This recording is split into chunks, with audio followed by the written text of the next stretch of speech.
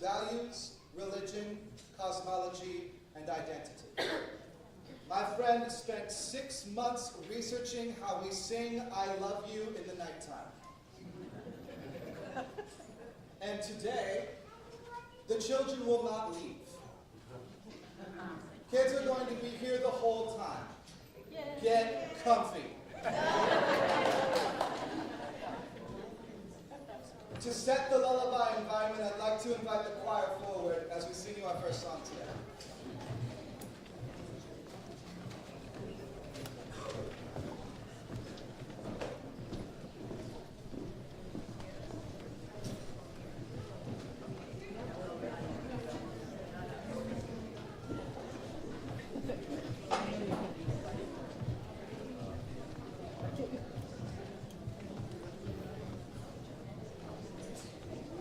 Go, go, go, go, go.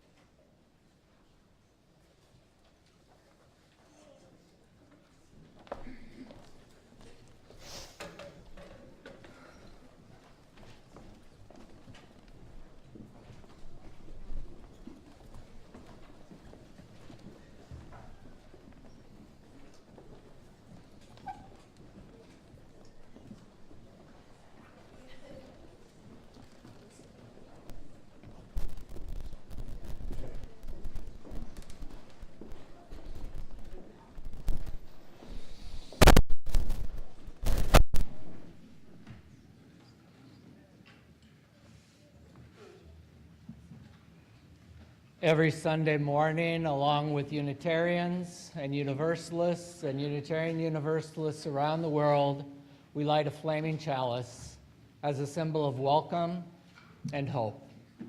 Let us feel together the blessings of beloved community worldwide.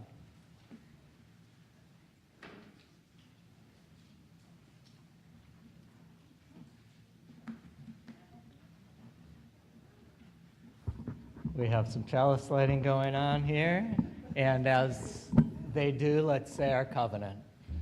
Love is the spirit of this fellowship, and service gives it life.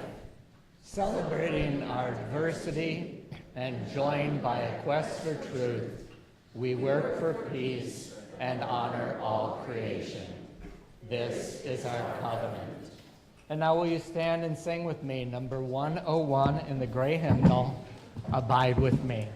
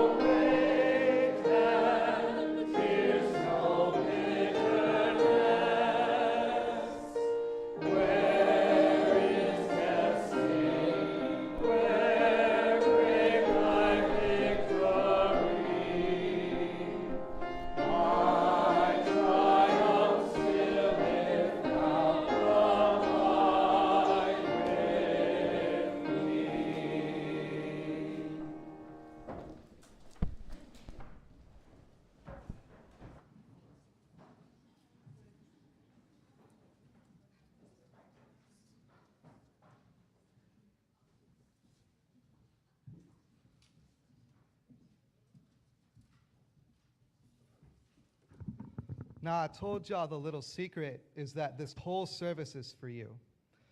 But I didn't want you to feel like I didn't think about you while I was planning it. And so I picked something that's even more specifically for you that I wanted to read. Who do you think Andrea Bocelli is? Have you heard that name before? You've heard that name before? Say again? An artist.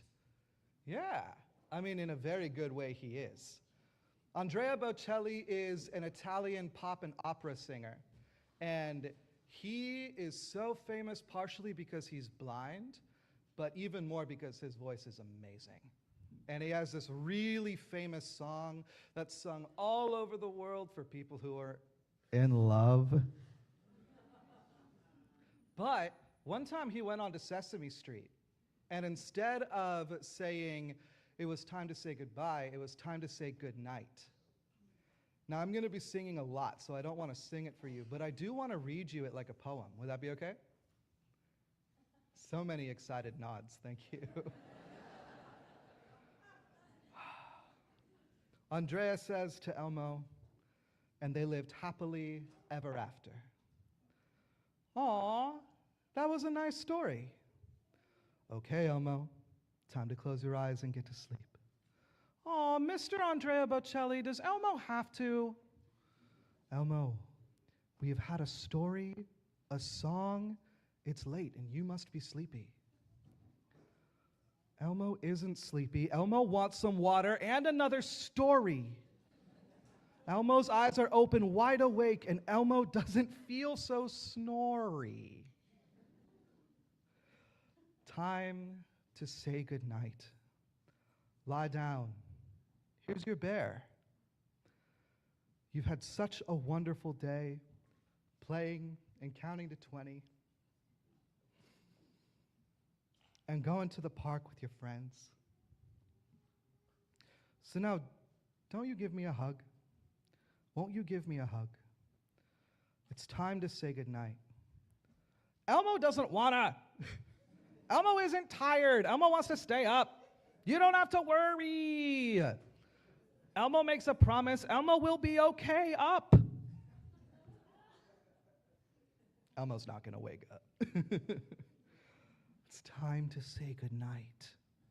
Relax and close your eyes. You need to get plenty of rest. You've got a full day tomorrow. Playing games, dancing, and saying the alphabet. So now won't you give me a kiss? It's time to say goodnight.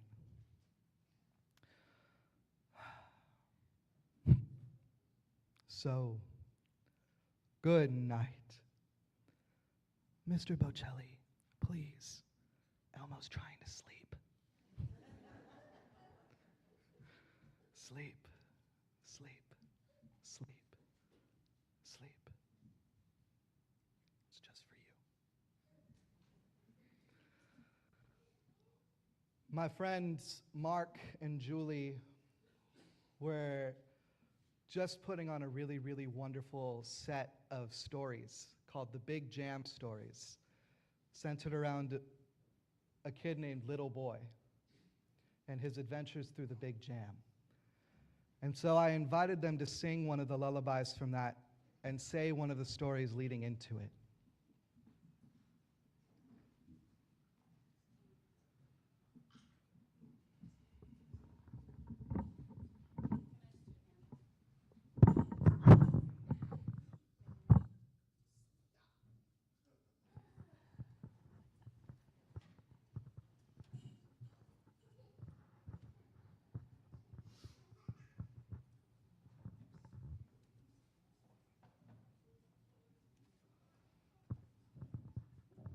Hello, everyone. I was going to read a story for you, and then we'll do a little song, a little lullaby. This is right at the beginning of the book, and it says, "You may or you may not know this, friend. Humans are born with what they call a soft spot." You guys know what a soft spot is? Or what folk once used to call a spirit hole. Little Boy, to be quite honest about it, had a very large spirit hole, which never closed away properly. And even grown up, as a 5-year-old, Little Boy still had an open mind. According to great-grandfather's notes in the journal, great-grandmother loved the soft spot. And she would pet the delicate hairs covering the soft spot, and she'd call it the squo aluk, like a skull hole. And she would whisper in her great-grandmother language. And when Little Boy napped, grandmother would put her knuckled hand on the soft spot and feel the warm, fine, wispy hairs.